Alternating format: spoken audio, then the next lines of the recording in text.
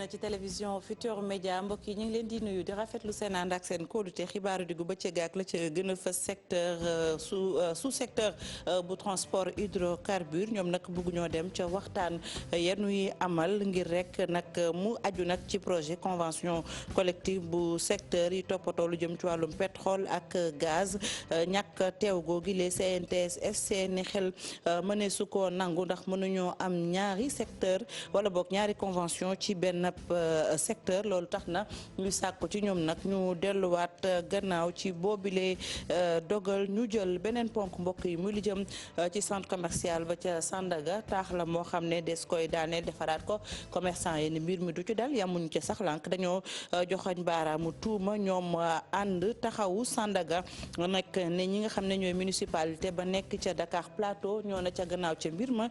gasal kàmb lañ leen bëgg a def te duñu ko nangu lu ci mën a am jox nañu leen ab àpp laata ñuy tabaski nee ñu nanu fi jógee dem ca bërëb yoon leen tabaxal ñu sanc ko toog fa di liggéey du sunu kàddu jëriñ boobu ngeen gis muy Karim Fofana yore lu jëm ci wàllum urbanisme moo ko xamle ne nag du taax ma ca Sandaga rek ëpp nañu téeméeri taax ak juróom fukk di wéy ñuy màgget yoo xam ne nag dañ leen a war a daaneel defaraat ko ndax lu aju ci kaaraangay askan wi daañu dem ca Goudomp ñu gën ko xam ci Balantakunda foofee soxna yee bay ca tooli ceeb ya ak maire ba jaaroot fu ñu taal bokk na ca la ko waral ne ñu ab tracteur buñ leen jox du jumtukaay buy gën a ñongal mbay mi gën koo gaawal ñu ne kilifa ga joxu leen ko dafa tànn keneen ku bokkuti ñoom jox ko loolee lañu maire ba futu di ngeen leen dégg ñoom soxna ci biir xibaar yi waaye itam di ngeen dégg ñu joxoñ baaraamu tuuma gan ak xibaar yi professeur Mbaye Thiam lay wuyoo historien la archiviste la professeur maa ngi lay nuyu. ku ñu miin la ci suñuy plateau tey nag daanu waxtaanee lu jëm ci wàllum administration yorin wi xam ngeen ne coow li bari na ak kàddu yi njiitu réew mi jël yàq gi daal mu aju ci daamar yeeg crédit téléphone yi ak lu ni mel moom professeur Mbaye Thiam dina def taarixu administration ci kanam tuuti gëstu bés bi mbokk yi ñu jagleel ko tabaski ak waajtaay daal yooyu ngeen di gis sunu wude yi ñoom ñoo koy defar rafet na nee ñu te itam dëgër na taxul ñu gis client ñu ne jamono ji daal métti na ba fa métti yam Fatoumata Touré solo daalam seeti leen li ci yéen kaay yeeg Mamadou Mouhamed Ndiaye ngeen taaxir lu ma ñëw léegi ñu faram fàcce.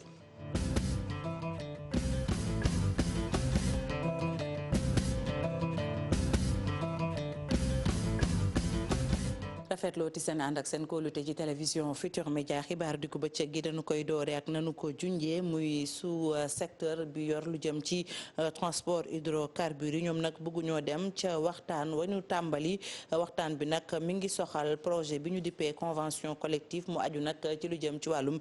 pétrole ak gaz lànk googee ñu lànk bañ a dem jaaxal lool waa CNTS/SC ñu ne xel nanguwut ñu am ñaari convention ci benn secteur tax na ñuy sàkku ci ñu jël bi la dogal ñu deltuwaat ci gannaaw Fatimata Touré Modou Diop ñoo tee woon ndaje mi nu woowoon taskatu xibaar yi.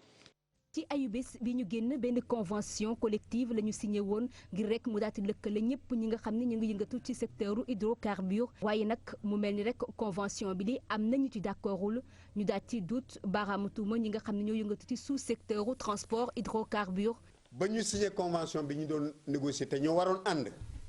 parce que dañ jàppoon ñun liggéeykat yi ñun syndicat bi dañ jàppoon ne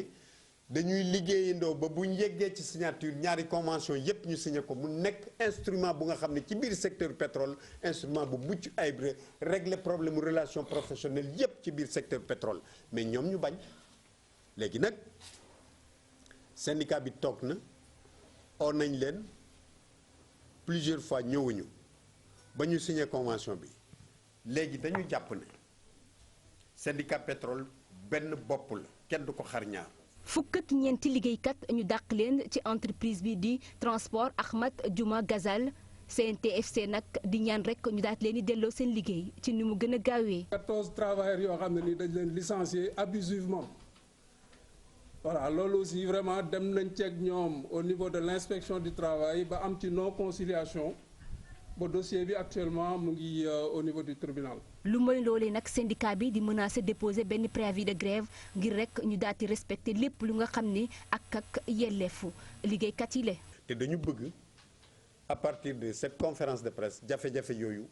nguur gi taxaw ci employeurs yi taxaw ci ñu saafara ko bu ñu ko defut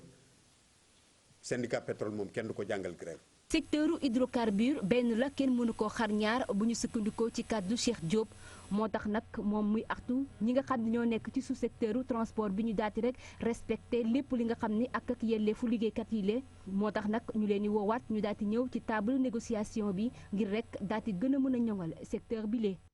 Mata Touré ñu sant la gërëm la des ba tey ci lu jëm ci wàllum pétrole ak gaz yorin wi fii ci Sénégal loolu nag di ponk bu nu tànnoon ngir waxtaane ko foofee ca université wala bokk ay jàngalekat yu nekk ci faculté de droit bu université Cheikh Anta Diop bu Ndakaaru bokk na ci jàngalekat bi di Patrice Samuel Aristide moom la mu gis rek mooy lu jëm ci wàllum pétrole ak gaz bi des ko war a xoolaat bu baax yorin wi te itam contrat yi mënees na ko xoolaat bu fekkee ni dafa bokkoon ci sart yi lu ci mën a am Mouhamadou Lamine Ndiaye ak Diafara Ba ñoo fa toogoon ngir yéen. ay jéego ak leeraange ci texte yi ëmb lépp luy pétrole ak gaz fii ci Sénégal waaye jàngalekat droit bi jàpp ni problème baa ngi ci doxalin bi. C'est vrai que l'État a fait de gros efforts du point de vue des textes. dëgg la état bi gën na def ay jéego ci wàllum loi texte yi aussi gën na leer coow li kay mi ngi nekk ci application texte yooyee. waaye bu ñu xoolee ba xool état bi def na jéego yu bari. mais en termes d'efforts beaucoup d'efforts ont été consentis. jàngalekat bi di xamle ni contrat yi mën nañ ko xoolaat ci kaw ay clause de renégociation bokkoon ci contrat bu njëkk bi. si par exemple dans les contrats. bu doon ci contrat yu njëkk yi def nañ ci ay clause yi tax ñu mën a waxaale waat kon problème du am ñi sekk mbir mi dinañ mën a tasewaat waxtaan ci contrat yooye bu dee nag dafay làq ay càcc wala lu ni mel bu boobaa problème dina am. c'est là où le problème se pose. moom mu jàpp ni xarañte dëgg doyul ci mbir mi waaye dafa war a ànd ak ngor. Les personnes chargées de conclure ces différents contrats doivent être des personnes compétentes. ñi war a saytu contrat yooyu ak signé ko ñu xarañ la war a doon waaye xarañ rek doyul doxalin bi tamit ci la ba xam ñoom intérêt Sénégal moo leen tax a jóg wala seen intérêt bopp. On défend les intérêts du Sénégal ou on défend ses propres intérêts. pétrole ak gaz doon lu mën a sukkali ab réew téye ba ak doxalin ba bu jaarul yoon rek mën indi ay problème. Mouhamadou Lamine Ndiaye ñu dem ci beneen ponk muy centre commercial ba ca Sandaga des ko war a daaneel tax mu fi yàgg la nag ñu fay yëngatu ci wàllu jënd ak jaay ne lu ni mel du ci dal bu nu sukkandikoo ci ànd taxawu Sandaga ñenn ca gannaaw du ñenn ñu dul ña ñu dénk yorinu Dakar Plateau la ñu gis rek mooy municipalité ba da leen a bëgg a gasal kàmb te lu ni mel du nu ko nangu dañ ci ànd nag ak Mohamed Samba ak Babacar Camara. mer ba futu la commerçant yi def gannaaw bu ñu déggee ni ki dañuy daaneel centre commercial bu marché Sandaga ñoom nag rafetlu wuñu benn yoon taxawaayu ñii di autorité yi. li ñu doon xaar projet bi ñu jotoon liggéey que ne sax xëy na dañ ñu koy andil proposé ne ni ñoom kat xëy na gis nañu seen liggéey waaye xëy na lii jar na waxtaan wala lii war nañ ko yokk wala lii war nañ ko wàññi mais dañu ñu andil ñu image marché te image marché moom jaratul wane rafetul jekkul ñëpp a ngi koy gis. xam nañ ne baaxul mooy Sandaga tey bi ñu doon wane démb ñun dañ ci yàgg a xeex kon loolu du lu bees si ñun ñu andil ñu beneen projet boo xam ne xamuñu fu ñu ko waxtaanee xamuñu nuñ ko décider mais non seulement sax waxuma sax loolu mais li ci projet bi kenn waxu la. kii jiite àndu taxawu Sandaga di xamle ni nag mbir mi ki nekk ci ginnaaw moo di maire bu Dakar Plateau. di maire Alioune damay tudd turam moom lañ njëkk a ñaan audience jàpp na parce que mooy suñu kilifa gi nga xam ne tey lu nuy def. ak lu lu mën di nekk moom lañ ci waroon jiital pourtant plus de 300 et quelques nekk nañ ci moom di ko ñaan audience mënuñu ko am ba yàlla suturaal nañu gisanteeg njuutu réew mi kon donc jàpp naa ne njuutu réew mi ku ko gën a am kàddu ci réew mi amul li mu décidé ba war ko def jàpp naa ñoom war nañ ko mën a defale ni mu ko bëggee ak ni ko Sénégalais yi bëggee. ñoom commerçant yi nag di xamle ni nekkuñu dañuy wuuteeg projet bi nga xamante ne si mooy soppandi marché bi. ba tax na nag ñu di ko leeral. dafa am nag lu ñuy wax bëgg di ko yëkkati te duñ ko nangu ñun parce que dafay am ñuy jóg ne dañuy bañ ko defar Sandaga mais ñun mën nañu Sandaga dafa tedd am fi problème ñëpp xam ne am nañ problème dañ sonn Sandaga gi ku ne xam ne waru mel nii lii du cëram ñu toog bëgg ko defar ñu ne ñun dañuy bañ ñu defar Sandaga non loolu mënu nekk. li nga xamante ni si nag moo indi bile mbi coog mbaloo moo di maquette bi ñu jébbal commerçant yi te fekk ni amoon nañ ci beneen. ngir nag mun a indi saafara ci mbir mi benn daje dinañ ko amal ci àllarba bi mu war a am ci diggante commerçant yi ak préfet bu Ndakaaru Mohamed Samb jamono ji ñuy àddoo ñoom commerçant yi ña ngay waxtaan ak préfet ak gouverneur ca préfecture bu Ndakaaru la dem nañ itam ca Dakar Plateau waaye amaguñu xibaar bu aju ci mbir mi du ñàkk ñu dellusiwaat ci suñu yeneen jataayu xibaar ñu des sax ba tey ci coow loolu lee bu nu sukkandikoo ci jëwliñ bi ñu denk wàllum urbanisme nee na nag lu jëm ca lu ni mel maanaam jaaykat yooyu nekk ca Sandagat mbir mi soxal leen boo ñu jëm fële nga xam ne moom lañ leen defal di bërëb buñ leen tabaxal ñu sanc fa laata tabaski gi moom jëwriñ bi nag la mu xamle rek mooy tax ma faaw mu daan to itam du moom dong ndax lu ëpp téeméer ak juróom fukk yu ni mel daanu ko daaneel jóobu ci liggéey bi ñu teewlu Abdou Karim Fofana kaddu yi mi ngi ko dénk Coro Mbaar Ndiaye. Sandaga moom du dañ ko fi bëgg a jële dañ ko bëgg a defaraat te defar nag li ci ku baax ki Serigne Saliou Mbacké waxoon rek diggante summi ko ak solo yaram neen xaj na ci waaw nit ñi nangu ne nag marché bi fi mu toll tey dañ ko war a toj tabaxaat ko président de la république dégagé na moyens yi ñi nga xamante ne ñoom ñoo fi nekk muy maire de ville madame Soham El Wardini ak maire Dakar Plateau ànd nañ ci pour la première fois ñetti entité yooyu déggoo nañ ci liñ bëgg a def li war nag tey mooy ñu ànd commerçant yi déggal ñu bu ko defee marché bi ñu mën ko démolir tabaxaat ko jël ñi nga xam ne ñoo nekkoon ci bâtiment historique bi ñu dugalaat leen fa ñi nga xam ne ñoo yoroon cantine ci biti ñu dajale leen dugal leen ci centre commercial bi nga xam ne dinañ ko tabax mu xaw a dëppook lu mel nii Touba Sandaga ñoom ñëpp ñu ne ci biir ndaxte njaayu mbedd la ñu war a xam ne dafa weesu ci Ndakaaru léegi nag waxtaan nañ en septembre ak président de la république mu diggoon leen ko man ma egg si doon ministre bi jot dossier bi ma def ci li ci war waxtaan préfet waxtaan naa ñoom suba ci àllarba war na dajewaat ak ñoom ak architecte bi wan leen ku ci ne fan la jëm ak naka lañ koy defee loolu nag buñ ci taxawee thème mooy li nga xam ne moo xew ci Sénégal te loolu du dëgg du yoon depuis 2009 téeméer ak juróom-ñeent fukk ak benn ci ay bâtiment yoo xamante ne dëppootuñu ak. ñu jégalu bu baax ci élément boobu di Abdou Karim Fofana ak jafe-jafe yiñ ci am du ñàkk rek amaana ñu dellu si waat ci niñ leen ko waxee wala boog ñu wéyal xibaaru diggu bëccëg gi dem ca ndax géej foofee itam ndongo ya nekk ca UGB nag ñoom ñoo yëkkati seen i kàddu rek dañoo bëgg ñeent ci seen i ñoñ ñu dàqoon leen joxoñ leen baaraamu tuuma ne dañoo demoon fa kilifa ya nekk am fa ay yàqu wala boog doxalin bu tegginewul tax na nag ñoom ñi nga xamante ne si ñooy ndongo yi sax dañoo bëggoon rek ñu delloo siwaat seen ñeent ñooñu ñu dàqoon ñu dugalaat leen ci mbir mi lu ci mën a am nag fi mu ne nii jamono ji ñuy àddoo assemblée bu UGB ña ngay waxtaan ci lu ni mel ñoom ndongo yi rek di sàkku seen ñeent ñooñu bokkoon ci ñoom ñu jéggal leen dugalaat leen ci biir daara ja lu ci mën a am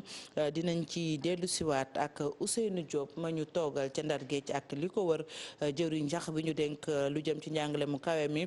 moom it foofee ci UGB la mu wax rek mooy dinañ leen beral loxo amal fa liggéey bu am solo ngir rek lu jëm ci nekkin wa ñu gën koo ñoŋal moo xam ndongo wala liggéeykat moom Cheikh Oumar Anne nag amaloon fa ab tukkib nemmeeku ci la yëkkatee yile kàddu dénk ko ba tey ka ñu teewal ca Ndar ak li ko wax di Ousseynou Diop ak Habib Seck. structure yi nañ leen dollil infrastructure nañu pare projet yi fi nekk nañ leen jàppale ñu am ay salle de cours nañ leen jàppale ñu am ay bureau nañ leen jàppale ñu am ay laboratoire foofu loolu nañ leen jàppale tamit yokk jàngalekat yi loolu nag gouvernement bi daf ci ànd ma feeñal ko président dafa bëgg ñu yokk loolu parce que loolu day tax ñu yokk qualité bi te wax naa ko sànq président ba mu ñëwee ba léegi li mu def ci enseignement supérieur defaguñ ko mu ëpp ci li ñu def ci 60 ans en termes d'investissement ci université yi fii ci juróom-benni at yi juróom-ñaari at yi mot na juróom-benni téeméeri milliards ci sunu xaalis li nga xam ne gouvernement du Sénégal moo ko ci génne bokkul ak yeneen partenaires yi li ñu indi loolu nag ku ko def da nga ci dañuy xam ne kooku taxawaayu da am na gis-gis bu nga xam ne dafa bëgg enseignement supérieur bu Sénégal nekk ci kanam. ñu des ba tey ci njàng ak njàngale gox bu ñu naan Daaru Njaar ak Bayax foofee nag ca Jandeer fukki ndongo ak juróom-ñeent defuñu seen baccalauréat ndax amuñu këytu juddu ba noppi itam njegemaar ya ne ca daara ya léeg-léeg ay jafe-jafe yu metti la ñuy am jafe-jafe yooyu nag lu jëm rek ci sëyu teel yi moom moo ko waral askan wa nag di sàkku rek ñu jàppale leen ci mbir mi Cheikh Anta Diop say latir ci commune ab Jandeer fii de daanaka xale yu jigéen yu bëri de duñ leen bàyyi ñu àggali seenam njàng ci lycée yi ak ci collège yi loolee li ko waral moom mooy jigéen ñi de dañ leen teel a maye ñu sëyi ji loolu nag naqari askan wi. xale yi il faut ñu jàppale leen parce que léegi boo xoolee njàng mi dematul fenn da ngay gis xale bu jigéen jàng même pas li ñu jël ko dugal ko ci néegu sëy te loolu nag ñun ñoo ci mën a jàpp ba loolu jàng bi ñuy jàng ñu mën a continuer seenum njàng suivre ko ba ëllëg leen ci soxla lépp ñu mën ko am pour dimbali seen waajur. loo xamante ne ëlëm na leen lool mu metti leen ñu ne ren ji de am na élèves yoo xamante ne mujj ñoo def bac ndaxte amuñu extrait de naissance te nee nañ loolee jàngoro la ci dëkk bii di Daaru Njar. ren nag boo xoolee ci lycée Bayax 19 personnes yu waroon def bac amuñu extrait. loolu li ko waral mooy kayit yi ni am moo dul baax bu ñu demee nag ba dernier moment war a def bac ak yooyu seen leen di xamal ni seen kayit yi baaxul. fi ne nii xam nga lu ma jël ci dëkk bi képp koo xamante ni sa soxna am na gan. nga tudd ma jaar fa yow laaj la bulletin bi ma dem mairie wutal la këyit. di ay jafe-jafe yoo xamante ne yëkkati nañ ko bi ñu doon joxe nag ay neexal élèves yu ñu gën a ràññee seenam njàng dëkk ci Daaru Njar Jandeer jàpp Bayax. Cheikh Anta Diop ñu sant la gërëm la ñëw ci sunu invité muy professeur Mbaye Thiam waxoon naa leen ne historien la archiviste la ngeen miin ko lool sunu plateau yi moom nag la ñu dalal ci xibaaru diggu bëccëg gi fas yéene waxtaanee lu jëm ci administration ak itam doxalin mi bokk na ci li ko waral rek jamono ji ak coow li kàddu ñuy yëkkateeg yàq gi professeur dégg nga kàddu njiitu réew lu ëpp ñetti téeméer ci ay milliards mu soxal rek ay daamar ak yeneen yeeg téléphone yi mu mel ni kon administration ak yorin wi fii ci réew mi soppeeku gu bëri am na waaye li ñu gis mooy ak yàq gu métti lu ko waral. waaw jërëjëf soxna Fati li ko waral président junjoon na ko 2017 parce que 2017 woote woon na fi forum sur la modernisation de l'administration. ñu taxawal ay ateliers. juróom-ñetti ateliers yi ñu taxawaloon man mi am na ci boo xam ne man maa ko dirigé woon. bi ñu paree ñu bind kayit jox gouvernement bi ministre bi fi nekkoon madame Bamboki taxawaloon sax benn commission ñu seet nan la ñuy doxalee. yenn décision yéen fa jël. mais réew mi dafa tëdd tërin woo xam ne wii tant que jógewu fi bëgg lu baax du tax ñu am lu baax. moo di kii politique bu fekkee ne li ko gën a ñor mooy li mu dëgmal ci politique. li mu waroon a def da koy ragal wala mu di ko ñoñal. ba tax na loolu ñu defoon 2017 jurul dara léegi nag président dellusiwaat tey woote waat pama bi mu woote. wax li mu wax mais mënoon nañ ca yokk kër yi rek ñi nga xam ne ci kër gouvernement la ñu dëkk Sénégal ngay gisee ku génn école di dund ba retraité mosoo fay loyer nguur gi yore di la fayal am na ci ñu nuy fayal ndox ak leneen ak leneen. yooyu dafa dañ koo donni ci administration boo xam ne ba mu koy def yëkkati réew mi taxutoon. kon ndono lu ñu ndono la parce que administration Sénégal moo gën a yàgg ci administration Afrique yi. 7 septembre 1840. ci la ñu créé l'administration de la colonie du Sénégal. mu am gouverneur. am ay direction am ay service am ay personnel am ñu taxawal ay textes yoo xam ne yi mooy kii mais ñooña ba ñu koy def loolu Sénégal dafa nekkoon teen boo xam ne dañ ci doon wëgg di yóbbu di sotti France. bu ñu ñëwee ba am indépendance 1960. ñu jël la même administration continuer privilège yi ñu doon accordé ña nga xam ne booba boo nekkee fonctionnaire France ñu war laa affecté ci colonie yi. da ngay bañ parce que da ngay wax du ma dem ci réew moo xam ne paludisme nga fa. rab yaa nga fa nangam. ñu ne bu fekkee ne nañ su la bëggee yóbbu. dañ lay wax dañ lay defal logement. jox la oto. jox la ceci jox la lii jox la laa. ba pare sax yokk sa salaire ba nga xam ne. doo rëccu lu tax nga jógee fii di dem foofu. motivation daal. motivation lañ ko jëlee woon. ñun ñu ko jëlee nag taxawuñu nag seet ndax ñun administration bii ñu jël mooy administration bi gën ci suñu réew moo tax bépp président bu fi jaar. mas ngaa ñaxtu lii Macky Sall wax barki démb. Senghor defoon na ko dans ses déclarations 1960 1961 65 li mu doon déplorer bokk na ci administration de développement. Abdou Diouf. yàgg na fay wax moyen d'état mieux d'état ba créé fi structure boo xam ne dañ ko jagle woon administration mi di ko saytu Senghor taxawaloon bureau organisation et méthode. Abdoulaye Wade ñëpp dégg nañ ko mu naan travailler toujours travailler encore travailler. lii nag li ko fi mën a jëlee. mooy situation contexte bii Macky Sall nekk tey nga xam ne dëgmalul élection yoo xam ne bu yëkkatee dara. dina ragal mu dal ci koo xam ne bëggoon na koo woteel wala war koo woteel te du ko woteel. mu yàqal ko. buñ ci jaarewut pour réformer suñu administration. def ko muy administration boo xam ne parce que li ma ko tuddee mooy c'est une administration de privilège. Très bien professeur ñu gis rek loolu ñu naan contraste xam nañ ne Sénégal pays la boo xam ne wala réew la boo xam ne ñàkk ñoo xam ne seen loxo jotu seen ginnaaw dafay bari da ngay gis ñoo xam ne tey ni jundu de dafa metti ñu dend ak koo xam ne ni nga ko waxee na muy dundee kawe na contraste boobu. contraste boobu. li ko indi bokk na ci dañoo donn loo xam ne ña ko yore woon loolu gêné wu leen woon. man dem naa fi Uganda Rwanda ñaari yoon. gouvernement Rwanda ñoo ma soxla woon ma dem bokk ci ñu doon liggéey pour ŋànk seen administration mu nekk administration de développement.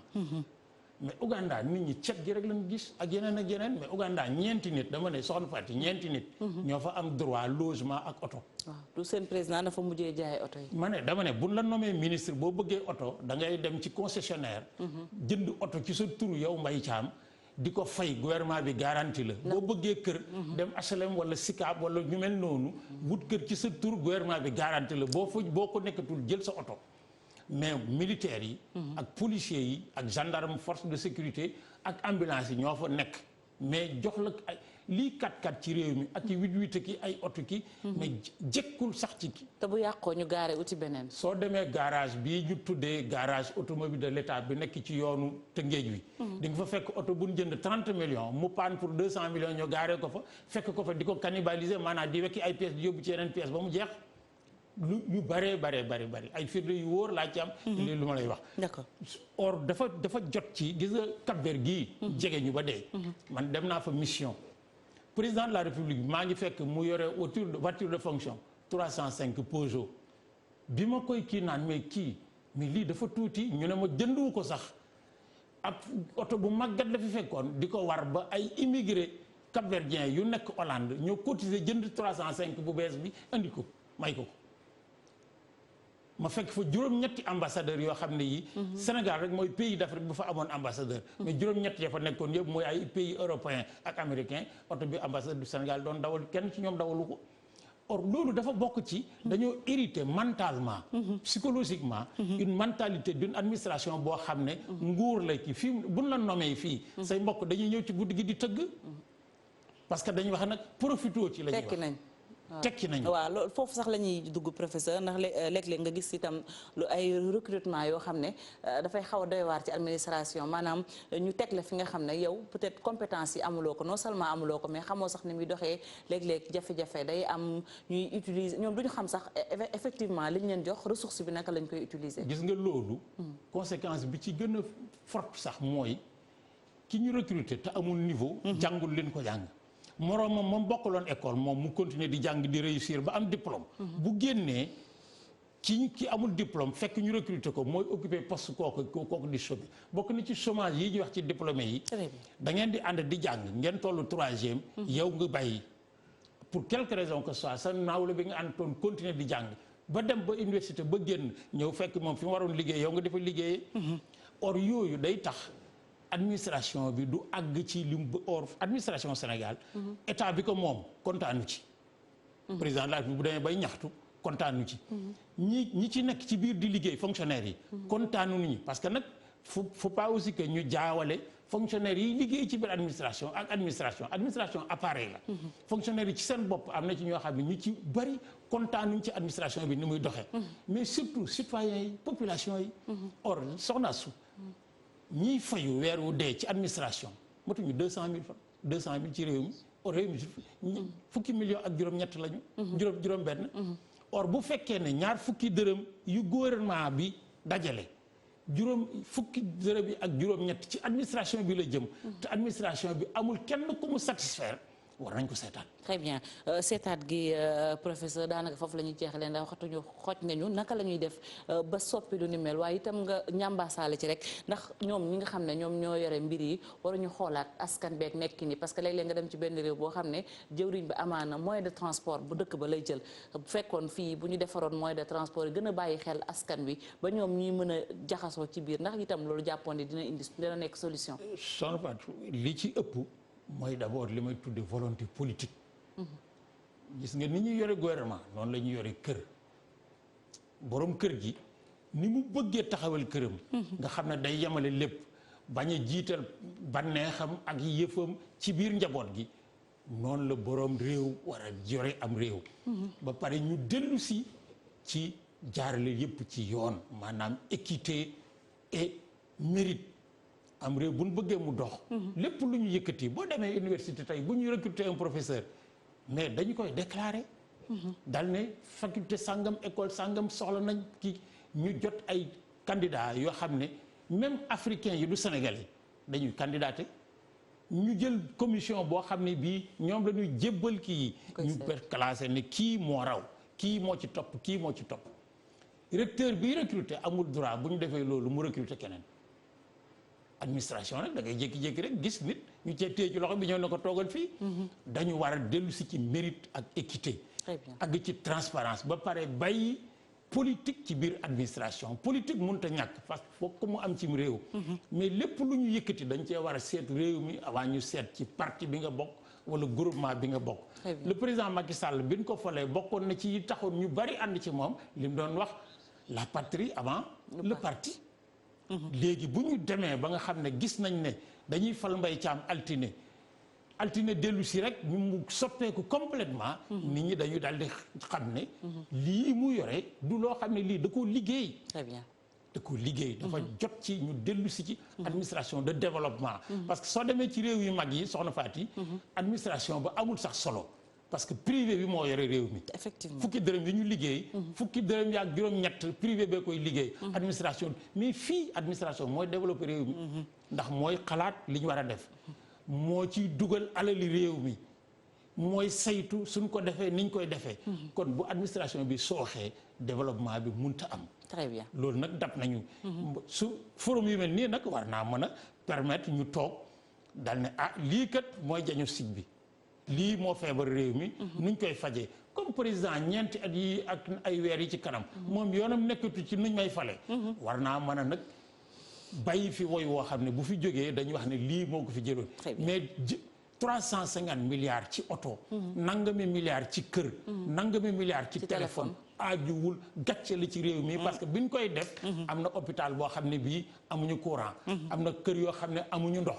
am na dëkk yoo xam ne dañuy taxaw ci mbedd mi naan amuñu ndox. Très bien loolu dafa rafetul. li rafet mooy li Amilcar Cabral doon wax bu ñu ne ko yéen bari lewu leen. mu ne bari lewun waaye liñ am li muy néew néew buñ koy séddoo ku ci nekk lii sa wareef dina la ko jox. Très bien bu ko defee ku nekk am. Professeur Mbaye Thiam leer na nañ ñu lay sant di la gërëm. jërëjëf soxna Faty ñu ngi leen di sant di leen jërëjëf. mu ngoog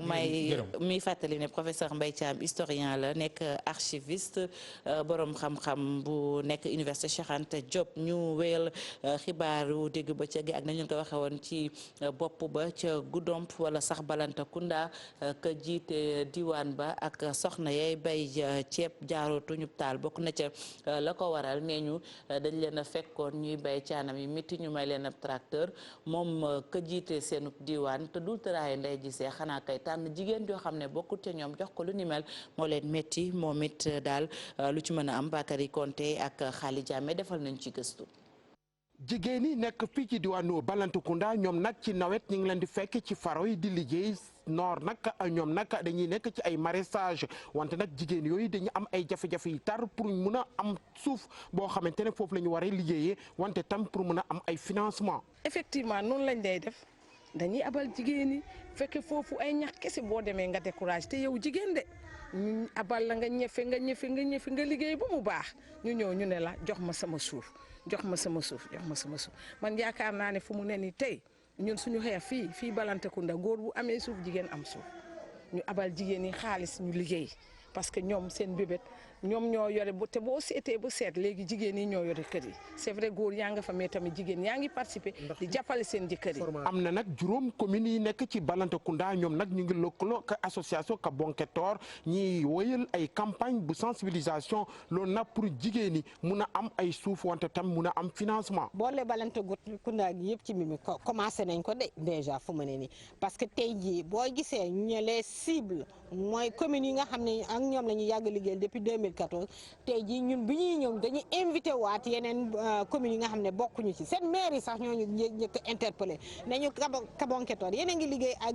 yeneen communes mais ñun suñu jigéen ñi da nga leen bàyyi gannaaw ñu ne leen déedéet léegi nag jigéen ñi ñëw nañu taxaw pour xool na muy demee ñun bu boobaa après danañu seet suñu partenaires yi ñu laaj suñu partenaires ñu jàppale ñu ci liggéey bi ni ñuy jàppale pour financement bi ñu gën a yokk financement bi wala ñu wuti yeneen finance partenaire ak pour ñu mun ñu jàppale ñu continuer ak jigéen ñooñu boole yeneen jigéen ñi ñu gën a rëy réseau bi gën a taxaw. Kabonketor association régionale jigéen yi ñoo xamante ne ñu ngi ci wàllum utuñ jàmm fii ci Casamance ñoom nag ñu ne dinañ wëyal ay formation loolu nag pour jigéen yi mun a gérer bu baax financement yoo xamante ne jagleel nañ leen ko. Konté ñu sant la bu baax di la gërëm di jéggalu bu baax ci njuumte gi askan wi muy département bu Goudomp wala Balantacounda xabaar bi mooy soxna ya fa nekk nag ñoom ci wàllum tool la ñuy yëngatu ak mbayum ceeb bu fekkee ni dafa nawet noor ñu nekk nag lu jëm ci mbayum dër bi ñoom nag jafe-jafe suuf la ñu am du tracteur ñu ngi jéggalu bu baax soxna yooyu nag bootu ci juróomi commune bu Balantacounda ab programme la ñu leen jagleel programme bi nag di naka la ñuy def rek bañ jox leen ci suuf si ñu bay ñuy jéggalu kon bu baax ci njuumte gi kon xibaar bi rek aju wut nag ci lu jëm ci li ñu waxoon ñuy jéggalu askanu Goudomp wala Balantacounda ci njuumte gi du tracteur lu jëm nag ci wàllub suuf la ñu dem ci li ci yéenekaay yi ak Mamadou Mouhamed Ndiaye.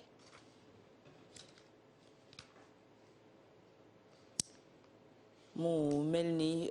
jafe-jafe la ñu delluwaat bu noppee ci li ci yéenekaay yi ànd ceeg Mamadou Mouhamed Ndiaye li ci yéenekaay yeeg Mamadou Mouhamed Ndiaye dafa mel ni pël bu rafet di Idrissa Sow nangu na ne moo rey commandant Tamsir Sané l'observateur nañu moom Idrissa Sow ñu gën koo xam ci pël bu rafet di waaju ne moo jiite woon kili gi wayu gi demoon songi bureau de poste bu Koumpentoum ba commandant Tamsir Sané faatu ci wax na ana nan la faatee sandarma bi ba xëy dem songi poste ba ci moom pël bu rafet ci la jóge moo planifié opération bi ba ñu yeggee attaqué poste bi ba nu sandarma yi yegg see ñuy fetalante ak ñoom ba ni ñu faatee commandant Tamsir Sané lépp mi ngi ci page 7 bu l'observateur Les Échos nañu ñi ñuy tuumaal ci faatuk Major Sané toll nañu ci fukki nit ak ñett ñoom ñëpp ña nga ca kaso bu Tamba démb la leen juge bi mandat dépôt juróom-ñaar yi jéem ak càcc jërë ngeen jëf pël bu rafet di Idrissa Sow nangu na ne moo rey commandant Tamsir Sané l'observateur nañu moom Idrissa Sow ñu gën koo xam ci pël bu rafet di waaju ne moo jiite woon kili gi wayu gi demoon songi bureau de poste bu Koumpentoum ba commandant Tamsir Sané faatu ci wax na ana nan la faatee sandarma bi ba xëy dem songi poste ba ci moom pël bu rafet ci la jóge moo planifié opération bi ba ñu yeggee attaqué poste bi ba nu sandarma yi yegg see ñuy fetalante ak ñoom ba ni ñu faatee commandant Tamsir Sané lépp mi ngi ci page 7 bu l'observateur Les Échos nañu ñi ñuy tuumaal ci faatuk Major Sané toll nañu ci fukki nit ak ñett ñoom ñëpp ña nga ca kaso bu Tamba démb la leen juge bi mandat dépôt juróom-ñaar yi jéem ak càcc ànd ko ak ngànnaay ba noppi jéem a faat doomu aadama lañu leen di tuumal mu di tentative de vol à main armée ak assassinat yeneen juróom-benn yi des tuumay complicité assassinat lañ leen di toppee journal bi nañu am na ñaari fitali mëqadoom yu ñu nangoo ci ñoom benn pistolet automatique ay bali fital ñaari jaasi benn paaka ak juróom-ñaari moto ñoom ñi ñu ne ñoo faat commandant Tamsir Sané ñoog seen i complice yëpp Les Échos bind na ci xëtam mu njëkk ne kaso la ñu fanaan beek journal L'As xëy di ñu ko dëggalal boo xoolee xët mu njëkku yéenekaay bi da nga fa gis fukki samba booy ak ñett yi ñu jàpp ci mbir mi ñoo nga ca rangaloo wane ginnaaw ñu ceene leen ngànnaay yi ñu nangoo ci ñoom it ñoo ngi tege ci xët mu njëkku L'As journal bi teg ci bind ne fukki nit ak ñett yi ñu jàpp ci faatu commandant Sané ñoo nga ca kaso ba Vox Populi nañu Idrissa Sow di pël bu rafet nangu na ne moo faat commandant Tamsir Sané procureur bu Tambacounda inculpé na ko ba mandat dépôt ko moo ko kiligam téeméeri million ci suñuy koppar moom la justice ne na ko Abdoul Mbaye jox jabaram ja woon di Aminata Diack xibaar baa ngi ci xët mu njëkk La Tribune muy dogal bu tukkee ci coowal faux usage de faux ak escroquerie gi ko Aminata Diack doon toppee Source A ni ñu neexi tubaab Abdoul Mbaye nar naa ñàkk xaalis bu bari ci procès en appel boobee dox diggam ak jabaram jawoon enquête dina kay nañu awagul yoonu di yëkkati téeméeri million di ko faye Aminata Diack Abdoul Mbaye cassation la bëgg a yóbbu mbir yi ngir mu kase dogalu cour d'appel Ndakaaru bi ministre de la justice garde des sceaux maître Malick Sall moom la l'observateur xëy di waxtaane ubbil yéenekaay bi ana nan la ñu ko gisee jéegoom yu njëkk ca ministère de la justice ci la journal bi xëy di enquête Alassane Seck bu Ligue sénégalaise des droits de l'homme ne waa l'observateur maître Malick Sall ñi ko def ministre de la justice dañoo juum du casting bu baax Babacar Ba njiital forum du justiciable ne ñu ci yéenekaay bi maître Malick Sall ba ñu ko defee ministre de la justice ak léegi wax ju mu wax aw tojanga la heure bu waxee rek wax aw raaje génn aw doxalinam ci ministère de la justice bu dee am na ñu mu neex l'observateur nee nañu moo di waa UMS di Union des magistrats du Sénégal seen président Souleymane Teliko mi ngi xam ne ci yéenekaay bi ne attitude am ak ouverture d'esprit lu leen neex la li neexut a dégg mi ngi ci Source A nguurug Sénégal gi nekk ci pexe ngir wàññi dépense état bi loolee naruta jur jàmm ci ADS mu di agence des aéroports du Sénégal ci tas ko baa ñu sàkkal ko pexe ca la ñu jëm Source A bind ne ADS mi ngi ci liste noire bi Birahim Seck bu Forum Civil ne ñu ci Vox Populi Macky Sall mu taxaw naan day wàññi train de vie bu état bu Sénégal loolee du guléet ñu koy dégg wax ji daa dem sax ba booy noppi nit ñi waa Forum Civil ne li ñuy xaar ci Macky Sall moo di dogal yi ñu jëloon ci ndajam conseil des ministres bi woon fukki fan ak juróom-ñaar ci weeru avril atum 2019 ñu jëmmal ko waaye du toog di seetlu lu ñëpp gis bu yàgg li ñuy waxtaane bu yàgg ba léegi mu di dialogue politique bi ci réew mi Le Quotidien ne nañu waxtaan wa dafa taggatémbe li ko boleke ñaar la benn moo di audit gi ku jëkk politique yi di sàkku ñu audité ko fichier électoral bi ñaareel ba di ñu évaluer processus électoral bi yéenekaay bi nañu opposition bi li ñu bëgg moo di liggéey yooyee ñu dénk ko ay expert indépendant di kàngam yu amul genn péete ci Sud Quotidien Benoît Sambou di ko fa dëggal Benoît Sambou coordonnateur pour majoritaire ci commission cellulaire ci wàllu dialogue politique bi nañu mbirum audit fichier électoral bi ak évaluation processus électoral bi fa la gaañi giitoo ba tax lépp tàkk nañu tàkk ci la Sénégal xooli fan la fa professeur Khadiatou Talla Fall wax professeur Fall nee na